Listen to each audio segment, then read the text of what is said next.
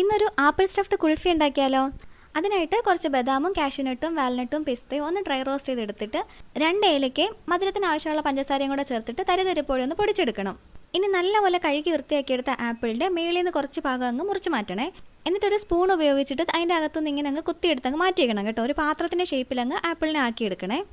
എന്നിട്ട് നമ്മൾ എടുത്ത് വെച്ചിരിക്കുന്ന ആപ്പിളിൻ്റെ ഫ്ലഷും 2 സ്പൂൺ പാൽപ്പൊടിയും ആവശ്യത്തിന് പാലും കൂടി വെച്ചിട്ട് നല്ലപോലെ അങ്ങ് അരച്ചെടുക്കണേ.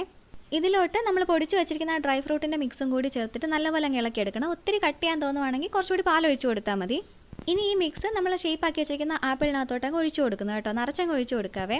എന്നിട്ട് കട്ട് ചെയ്ത് വെച്ചിരിക്കുന്ന ആപ്പിളിൻ്റെ മേൽഭാഗം വെച്ചിട്ട് ഇതങ്ങ് കവർ ചെയ്ത് കൊടുക്കണം. ഇനി ഒരു ക്ലിംഗ് ഫിലിമോ അല്ലെങ്കിൽ അലുമിനിയം ഫോയിലോ ഒന്ന് നല്ല ടൈറ്റായിട്ട് അങ്ങ് റാപ്പ് ചെയ്തിട്ട് മിനിമം ഒരു 6 മണിക്കൂർ നേരത്തേക്കെങ്കിലും ഒന്ന് ഫ്രീസ് ചെയ്യാനായിട്ട് വെക്കാം കേട്ടോ. ഞാനിവിടെ ഇപ്പോൾ ഓവർനൈറ്റാണ് വെച്ചിരുന്നത്.